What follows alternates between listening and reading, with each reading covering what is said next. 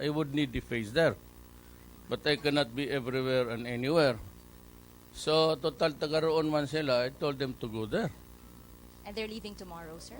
There should be, Pinyol said baka after, but he's going out to Mindanao to look for the supplies of the sources of vegetables. Sigurado matamaan yan yung mga tanim natin. So, I forgot the estimate, but I really do not know yung precipitation, how much water would be pouring down in the Philippines at that time. Pero for sure, every typhoon, you can see the data there, medyo malaki, but quite dark.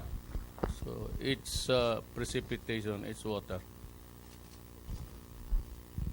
Any Last na lang po yung mensahe daw po natin sa bayan bago pumasok ang ompong. Well, I said I have dispatched everybody there, including the cabinet members who come from the provinces where it is expected to hit Belio, Tugade, and the rest there, who are all Ilocanos.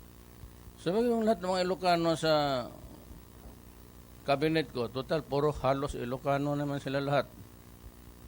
So, dalawa na lang kaming Bisaya na iwan dyan. Sabi ko, umuwi kayo kasi kailangan ng tao. Tama yun. Tama si Pinyon. Dapat may makitang muka sila doon. Anything. Any questions that you have wanted to ask but cannot ask or will not ask? Go ahead, go ahead. Joseph Marong. Sir, okay, you've been mentioning maybe twice or thrice already, sir, yun pong mga efforts to destabilize the government. And you said that's going to come to a head in October. What is the government? I said maybe September 21st something. Oh, okay. On the plan. But what I'm sure of is that there's a collaborative efforts of the left, the Magdalo, and the Yellow. Mm-hmm. Some, but not all. Mm-hmm. So what is our action on it? Wala.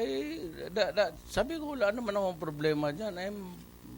I was elected by the people. I'm not a squatter there. Mm-hmm. So eventually, the military and the police will have to face the crisis, the dilemma. Mm-hmm. Now, what happens next is anybody's, your guess as good as mine. Mm. So is this scenario similar to, well, I'll go back to Proclamation 1017, sometime in maybe 2009, nung Oplan Hakel and then the then President Arroyo proclaimed yung 1017. You're not going to do... It has been denied, but my stand there, among all, para sa akin, the strongest to me, just like what yung sa ICC, is yung an act of pardon, pati amnesty, is an act of state. You cannot delegate it to anybody else. Kung walang presidente, hintayin natin mamatay, tapos there's a new president, he or she is the only one who can do it.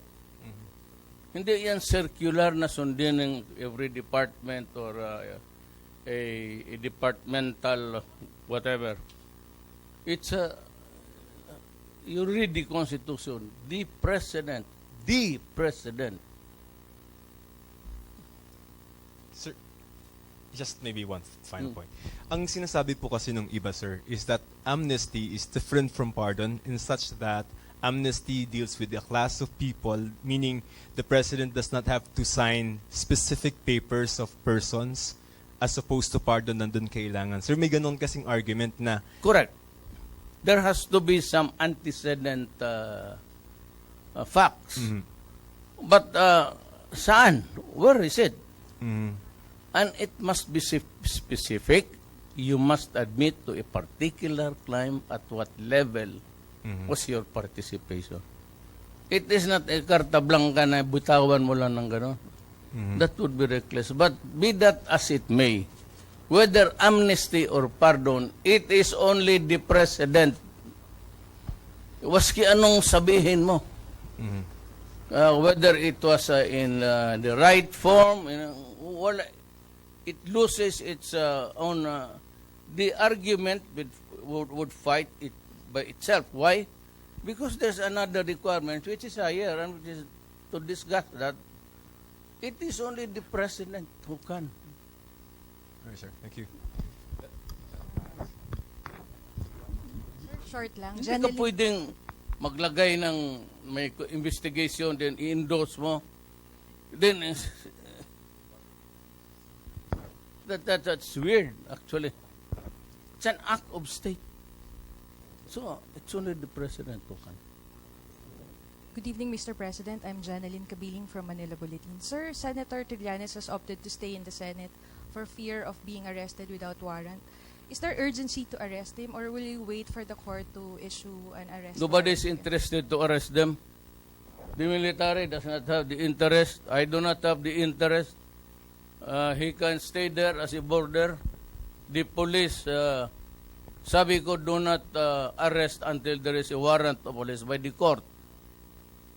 Wala man ang military. It has not constituted the martial law court. So, it's only the civilian courts. Wala namang order. So, kung walang order, huwag niyo pakialaman. So, no further questions. Thank you very much, Mr. President. Okay. Thank you po. Thank you very much to the ladies and gentlemen of the Malacanang Press Corps and the Defense Press Corps. Taga-Defense Press Corps po. Defense Press Corps.